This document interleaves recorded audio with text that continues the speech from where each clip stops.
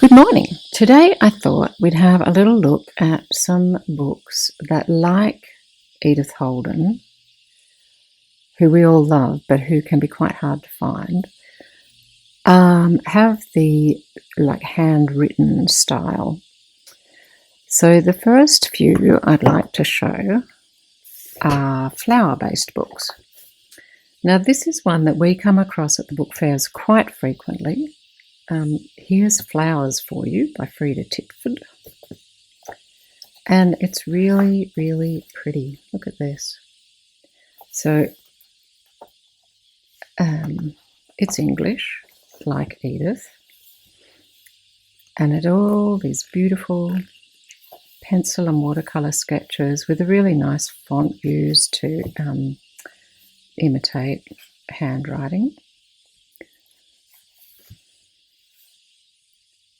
Some lovely hand-drawn maps, beautiful little sketches. These look like they're in pencil. I just realised I've sat down without my glasses again, so it's all a little blurry from my end. It's amazing how quickly your eyes deteriorate once they start. But I've made it this far, I can't complain. Isn't this pretty? It's haven't actually been able to use it. We often do this thing of we find a book and think, oh, that's perfect for junk journaling, and then it's so pretty, and we have to wait until we find another one or two copies before we let ourselves actually harvest anything. And now, of course, that I'm reading through my mum's London or England travel journal from 1951, I might go back and have a look at this, because I'm sure some of these places are places that she will have visited. If you haven't seen my mum's journal, it was in a video from early December, which has been very popular. So thank you very much to everybody who's watched and subscribed from that video. Anyway, here is this beautiful book. And another one, this is an Australian one. So Constance Miller's Book of Flowers, 4 Seasons of Australian Wildflowers. Bought for the pricely sum of $5. Princely. So this is a book of days, but look how pretty it is. So this May 1, 2, 3 little quotes, which I can't read. Poems. This is one of my favourite flowers. This is the fringed violet, which I have growing out in the courtyard, and it's actually been flowering in December, so I don't know why it's in May. Kangaroo paw, have one of those in the front garden. Aren't these lovely? And best of all, to my mind, there's a lot of blank space on the back of each of the images.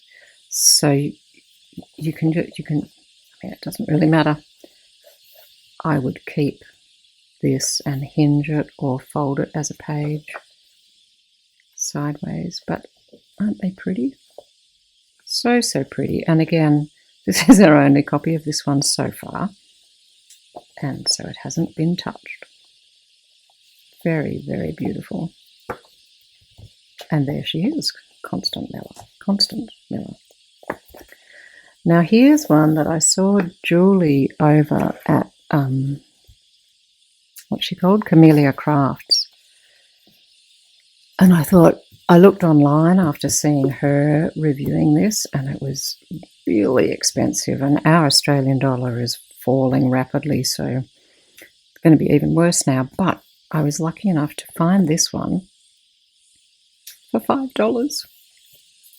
And I was super lucky because I was actually at a book fair sitting next to another woman who was going through her loot, and I saw she had it, and I went, oh!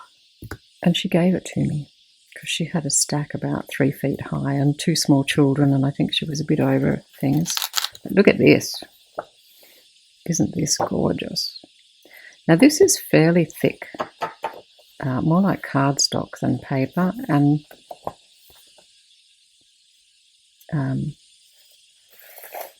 slightly smelly actually. I might have to leave this one outside for a while. But it's beautiful. Back-to-back images of all lovely things. Now, I did find a copy online. Let me just go get it. Before I found this one at the book fair, when I was looking online, I found one copy that was quite a lot cheaper. And when it arrived, I was a little surprised. It's a lot smaller, which, I mean, I don't mind. But and it's lovely matte cover on this one. But when I opened it, it's all, and I've used this one, it's all in Japanese, I think, Chinese or Japanese, as well as the English down here. So perhaps produced for a Japanese market. They wanted smaller books.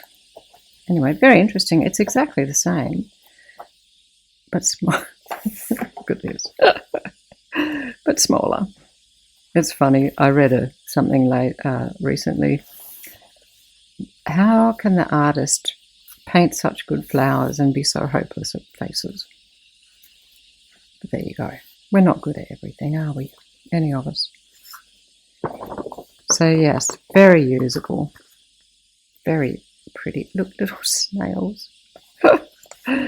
Okay, so there's that one. So you can, this was reasonable, because if I bought it, it was not expensive. But be warned. Who did I get this from?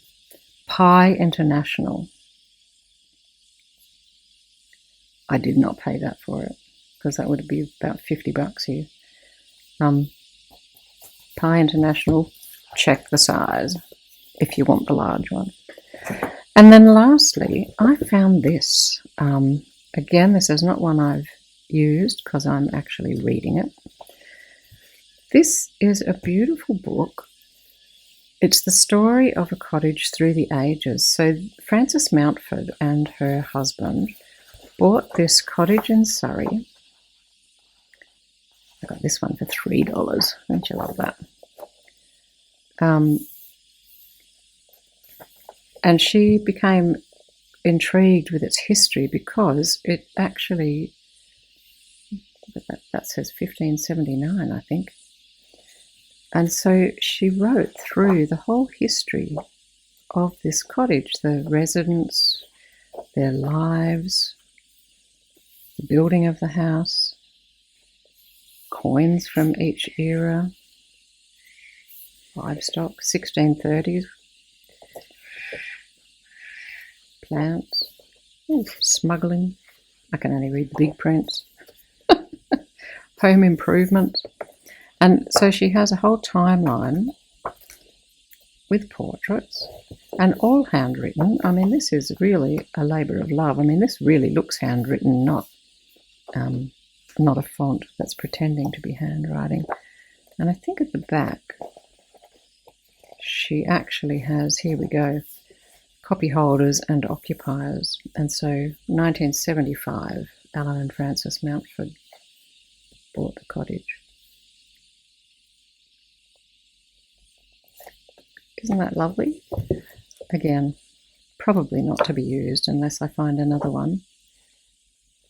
But it's also a nice idea when we were talking about what to do in a journal. This, you know, this is a lovely mixture of historical facts, sketches from the garden, little inserts of various things. So this is about Quaker meetings. And obviously she was, you know, talking about the cottage. But if you're journaling about your day or the feelings or whatever it is that you want to actually record at the time, it's such a lovely way of doing it. You don't need to just kind of write and, you know, not everybody likes to write. I understand that. And also it's quite private and personal often. If you draw something, you can capture the feeling that you're trying to express, often better, even a really rudimentary drawing. Even just taking some time to do some pretty borders, some shading. You can, you know, I mean, what could be easier than drawing just a simple grass head or something like that, or doing some letters in fancy writing to emphasize a particular point that you want to make. Every book is so filled with ideas. Every book on the shelf probably that has some illustrations, so filled with ideas of what to do. But this is just dots. Just lots of tiny little dots creating this shaded border here. Whereas this one has quite a heavy black line. And, you know, Zentangle. Or here, this sort of capturing all the main points.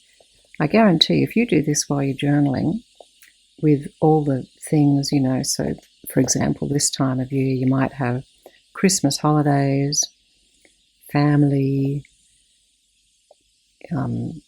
cat jumped on tree, homemade wine, that one works. You know, like just all sorts of little things that are happening for you, day at the beach or bloody loud cicadas or whatever it might be. When you look back at it, that would be enough if you don't feel able to draw. I don't know how this turned into a video about journaling, but there's obviously an interest for it. It seems that a lot of commenters really want to journal but don't know where to start. So these were books to give you an idea not only of how to approach it, but what you might use to put in your journal. You know, fill it with pretty pictures. I often find putting something on a blank page, even if it's just a small little something like this that I've cut out of I think this was from a kid's book. If you have let's pretend that's our page, and this is really daunting. You just pop a bird here. Maybe he'll be looking up at what you're doing. And then, you know, I don't know, am I in frame? I did not intend to do this. Maybe you just want to start doodling around the bird.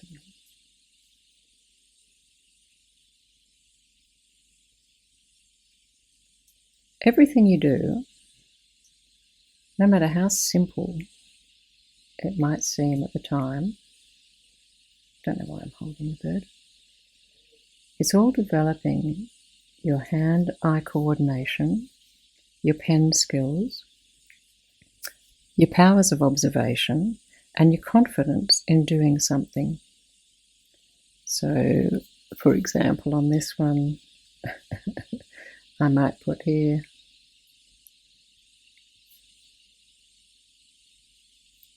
what's going on? And then up here, not the video I had planned.